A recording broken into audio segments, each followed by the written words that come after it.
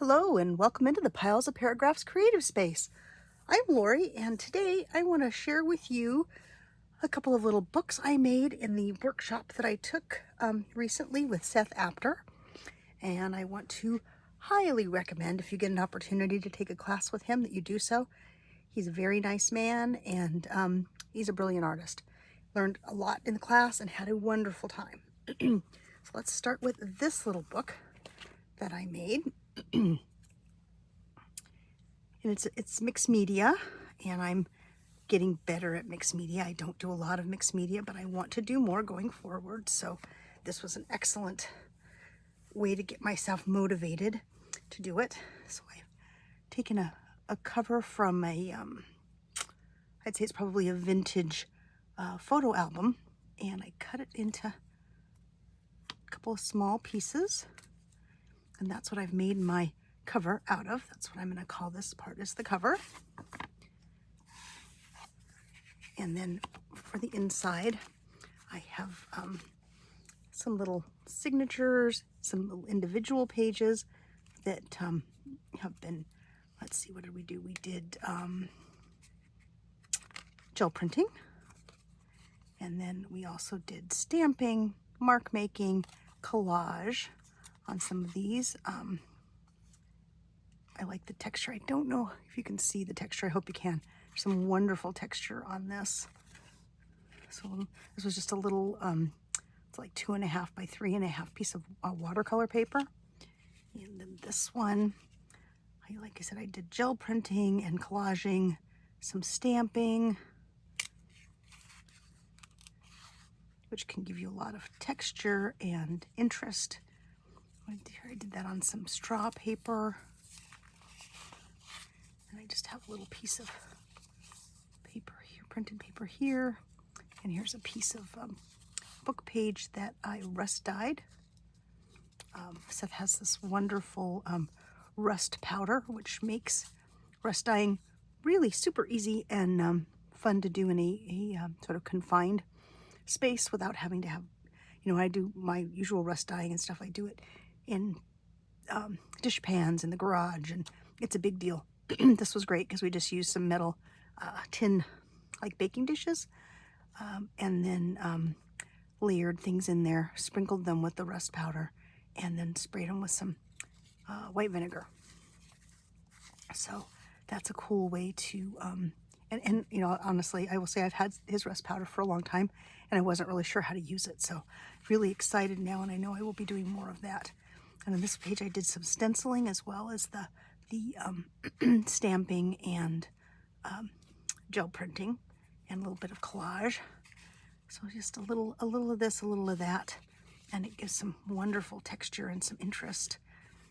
Here's a little window that I made, and this is using his vintage beeswax embossing powder. And I made what he calls a skin, and you peel it off, and then you can use it like a little window. So I thought that was kind of a good place to use it. I, of course, made a bigger one, dropped it, broke it into a bunch of little pieces, so you'll see little pieces throughout my creation because that was all I had left. This is a piece of an old photo album, black paper with the gel printing, the paint. I think it came out really cool. I love the texture. There's a little piece that just fell off, so I glued it on. And they made another little flap here, same kind of paper. Used a little gel print there to make a hinge. This is a rub-on. These are things that I have and I forget to use, so I was really excited to be so they're at the top of my mind again, so I'll start using them. So I thought the rub-on was nice. I always like to add a butterfly to most all of my stuff. I made a little pocket here out of a little piece of this isn't even heavy paper. This is just like regular paper that I used as a roll-off, and then I just made a little card to go in the little pocket here. And then I did some collage on that page and on this page, and there's some more of the black paper from the photo album. This is a watercolor paper that I got, I think from Amazon, that gel printed really quite well, and it has a wonderful hand to it. It almost feels a bit like fabric. It's really soft. And then this is just a little extra piece that I added to my book, just kind of a little standalone page. And then when I was finished, I took a strip of Seth's fabric that I had in my stash, and just did a little kind of a simple little wrap around. Oops, let's go a little further this way, and just make a single knot there, and then I just tucked in the ends because I didn't want to double knot it because I'd struggle too much to get it open. I just kind of tucked them in, and I thought that made kind of a fun little textural closure for that one. So there's that one, and here's the second one that I made in the class. And I think this one I did better on, so I got a little better at my layering and using some additional pieces. Like this piece is a clock arm that I've had in my stash for a long time. I ordered a box of clock parts from eBay, I think, and what to do with it, and so the color, and I kind of like the style. Here's some more pieces of my shattered little skin I made with the embossing powder.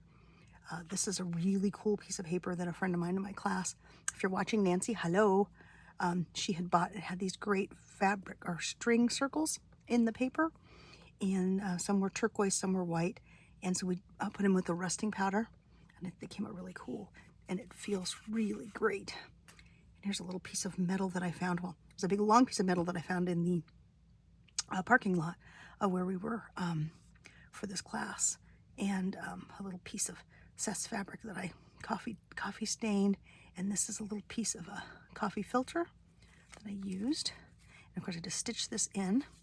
So here it is on the inside of the cover, and this is just a little tuck spot, so I just took a little piece of embossed paper and tucked it into the tuck spot there.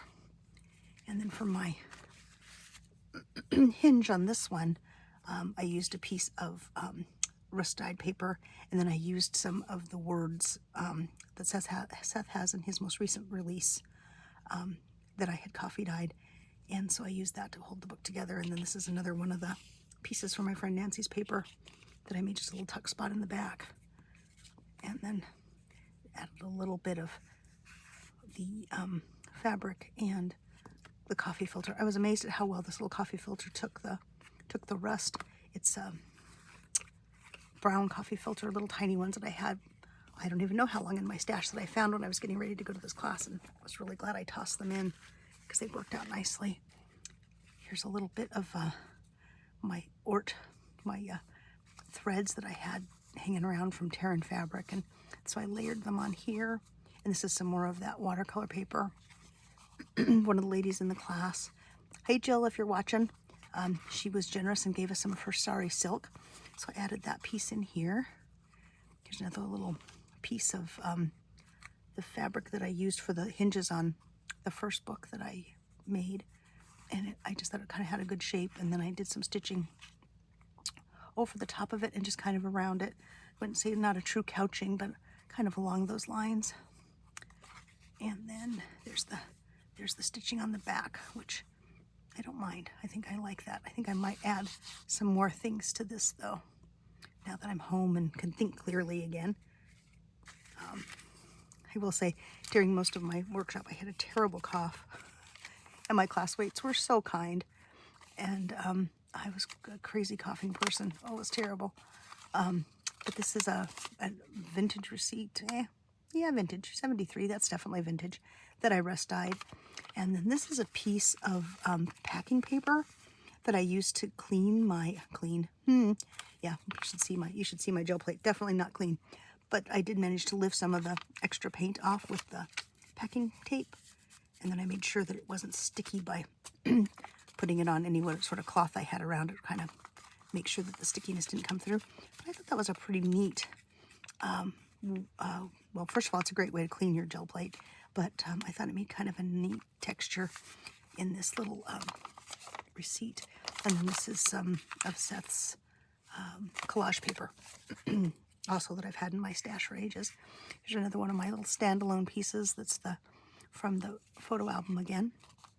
I really think I want to come back and add some things in the slits that are naturally occurring, because that's where you slid the photographs or postcards, one or the other. I may have that wrong.